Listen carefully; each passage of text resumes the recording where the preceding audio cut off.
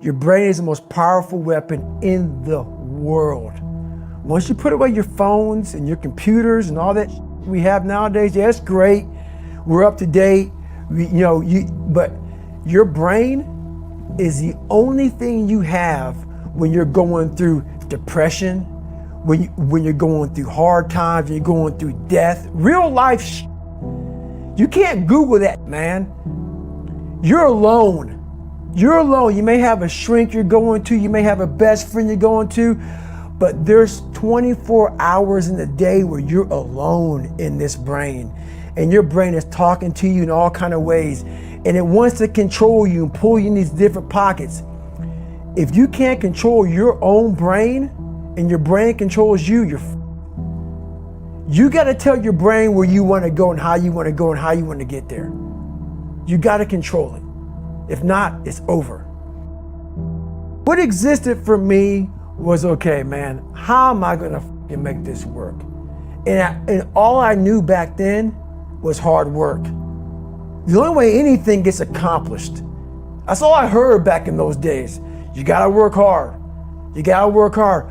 I'm not getting I can't get this paragraph. I can't remember what the f***'s in this paragraph to pass this test to get in the military. Read it again. Still not getting it. Read it again. But if you're not getting it, write it out. And that's how I started learning. Okay, well, I gotta write out everything I do. And then write it out again. And write it out again. And guess what happened? I got it. I can't swim. I'm negative buoyant. Go back again. I can't swim. Go back again. Go back again. Go back again. I got it. I realized if I keep going back and going back and going back until the just becomes, your mind will say, okay, we're going to figure it out, because he is not going to stop. It's not like I'm going to try one more time. No, it's just like alarm clock goes off, boop, we're going back. I can't read right, we're going back. I gave myself no way out, and my mind realized that. They said, okay, we're going to adapt and overcome now. Like a lot of people say, trying hard. Your mind knows, man. It knows this guy's bullshitting me, man. This guy's lying. There's no truth behind it. When I was in Navy SEAL training, people go, how were you there for 18 months? The program was only 6 months long. You were in 3 hell weeks in 1 year. No one's ever done that. How did you do that? I talk about the new norm. When I lived in a $7 a month place when I was growing up for a short period of time, I loved it. I didn't know any different. That was my norm. Once we moved out of that place, we moved to a $236 a month place. I was like, I never want to go back to that little piece of shit. But if you go back to that $7 a month place and you realize this is where I live, this is all I got, your mind says, roger that, this is home. So when I was going through Navy SEAL training for 18 months and going back through all the hard parts over and over again, I told myself after the first time, I knew it was gonna be a long journey there. My body was breaking down. It was just how it was going on. I said, you know what, this is my new norm. So my mind said, it's like going to work.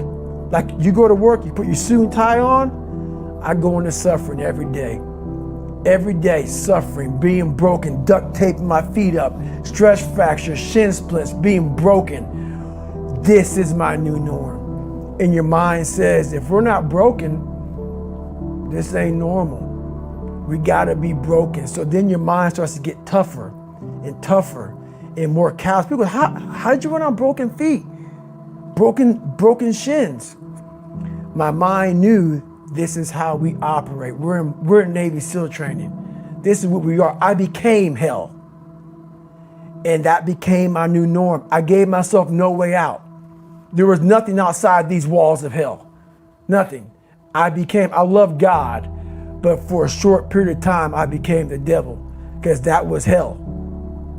I became the boss, the owner, the CEO of Navy SEAL training. That was my mindset. And that's how you get through things. You you immerse yourself in wherever it is, and you become that. You become that and give yourself no way out. When I was 297 pounds and I was fat as hell trying to be a Navy SEAL, the scariest thing in the world to me, even to this day, was that could have been the rest of my life. I thought then I was trying hard. That's the scariest thing in the world. I thought then, 297 pound, working for Ecolab, spraying for cockroaches, making $1,000 a month. I thought that was me at my 100% potential. Come to find out, a few years later, I wasn't anywhere near that. 106 pounds less, graduated Navy SEAL training, went on to do all these other things. Looking back on that was me trying hard. That's why people gotta understand, what is in us, we have no idea until we start trying hard. And I mean really trying hard, where you're obsessed with, hey, this is my new norm. My new norm is that, wow, this isn't always fun. It's not always meant to be fun. And that's when you know you're trying hard. People hear my story and think this guy is sadistic. I realized how the brain works. I figured out how the brain works. I'm a scared kid, and that's what gives me so much power. I had no foundation, and I built this off of just researching the mind. The feeling you get is basically invincibility. You realize that you can't do it all the time.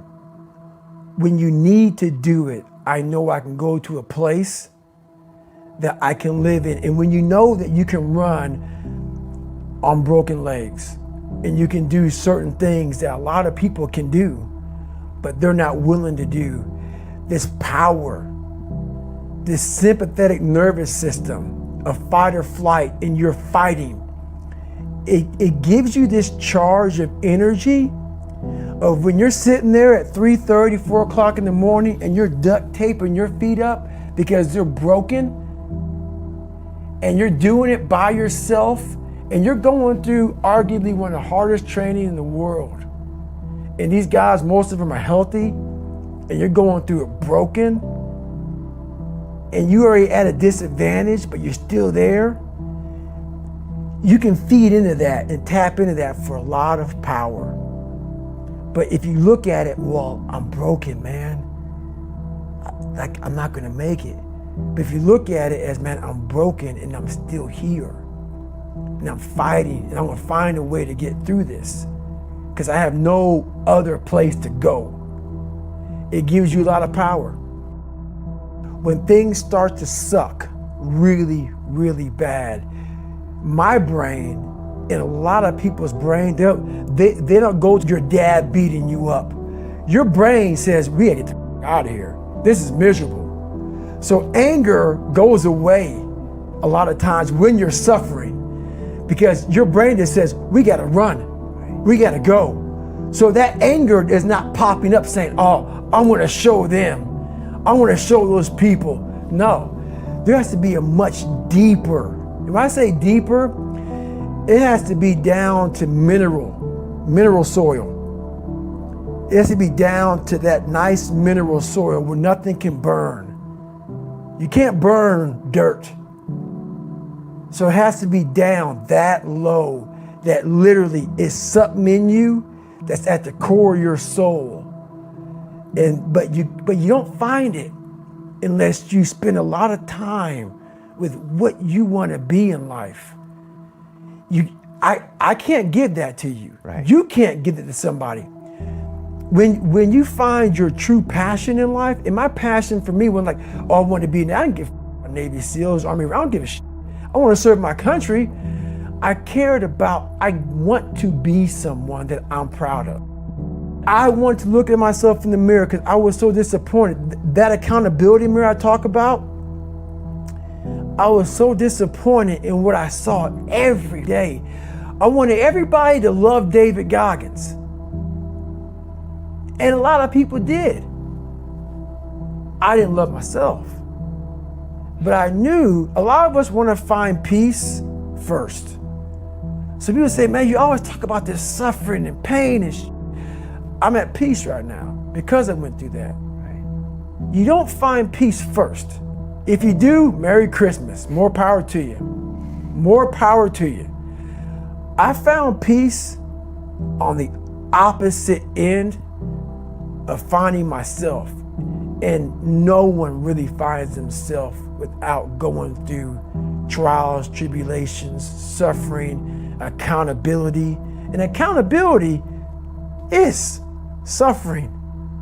Being accountable every day for doing right for yourself, for the people next to you, it's miserable. It's hard. So, even the smallest details.